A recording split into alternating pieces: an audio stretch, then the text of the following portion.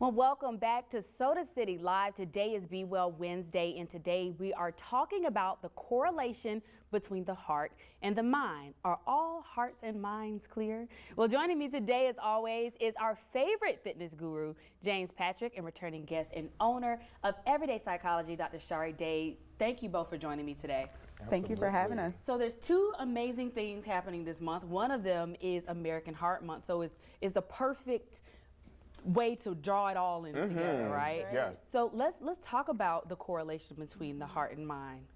Would you like to start? Well, yeah, absolutely. So, I mean, we know that there is a correlation. I mean, from, a holistic, meditative approach of the chakras alignment, to us understanding, how when we feel sad, our body tends to ache, or when people actually say, my heart hurts, that's actually a physical, that can be a physical ailment.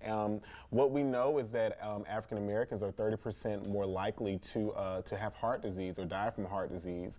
And African American women are twice as likely to die from heart disease in that category. So the statistics are there. They've always been there. I don't think it's enough to really sway people. I think connecting and finding other levels of connection bring a lot more things to the surface. And that's why I thought Dr. Day being here was a really good addition for today's segment. For sure.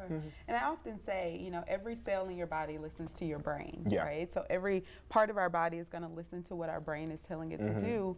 And if your brain is in a space, or if your brain chemistry is in a space where it is not really encouraging you to get up and maybe exercise or fix those healthy meals or meditate or things of that nature, then we are in a space where we might be impacting our heart and the rest of our body as well.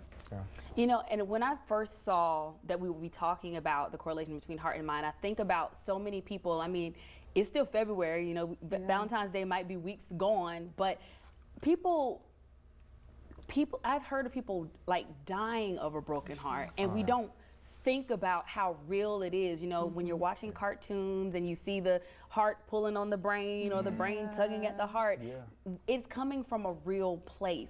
So I want to ask you, when you have your clients and maybe they might be struggling with something in their mind, like how do you I guess bring the two together? For sure. Something that's bothering them in their heart, and how that impacts their mind, because you are a psychologist. Yeah, I think the first step is definitely education and awareness. Oftentimes we don't make that connection automatically.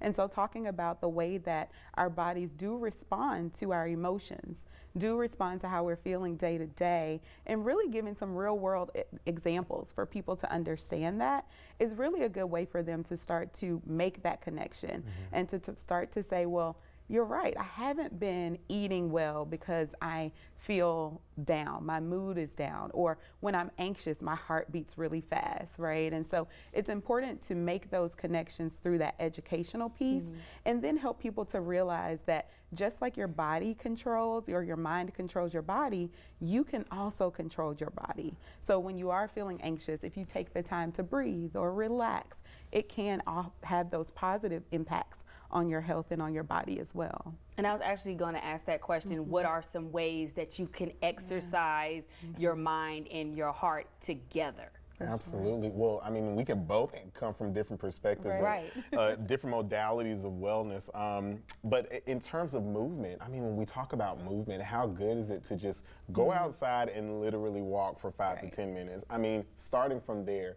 And when we think about movement, oftentimes we sort of give it a complex narrative, and so rewriting that narrative of what movement really means to you, whether it's boxing, whether it's, I encourage every client that I have to try something outside of what I'm doing, because those modalities are what are going to be the cumulative of your fitness love language. So finding out your fitness love language is really going to be a great way to hone in on what wellness really means for you. For sure. And even, I've mentioned meditation a couple of times here, but taking time to breathe, taking time to relax. Oftentimes when I ask people if they're feeling overwhelmed, they're like, of course not. I can handle everything. I've got this. And oftentimes it isn't the question of if you can handle it or not. It's the question of how is it impacting you. So how is it impacting your day to day? And are you taking time to do things like organize your thoughts, organize your to-do list, be grateful for the things that you have been able to complete. And that helps a lot with where your mood lies and thus where your body is reacting to that. Absolutely. I love it, and I'm so grateful that I have the two of you here because people don't think about how the mind and the body play the role they play on the heart. And so I want, before we go away to our break, I want our viewers to know how they can get in touch with you so that they can regulate their minds, and then James, of course, how they can get in touch with you. Absolutely. So if you're looking to get in contact with me, you can always email at everydaypsychology.com, or you can go to www.drsharinicole.com as well. And James. Yeah, and you can actually get a hold of Shari through me. So within our network, we offer wellness consultations and assessments, and Dr. Dade leads those prior to the clients coming to me. So you guys can contact me, JP Fitness Guru on Instagram, or jamespatrick.guru. Yeah. Awesome. Well, one thing I want to kind of, not shameless plug here, but one thing I will say, James has a phenomenal network. I mean, he literally not only focuses on the fitness aspect of everything. I mean, he really is a fitness guru. Like, he has connections to everyone just to make sure that you physically, mentally, and spiritually have what you need.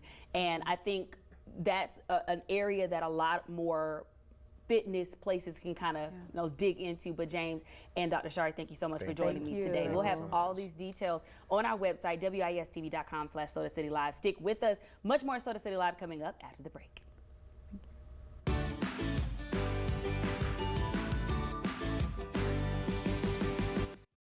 Well Wednesday is sponsored by Lexington Medical Center. As the only local independent hospital in the Midlands, we're here to care for you whenever you need us. Be well.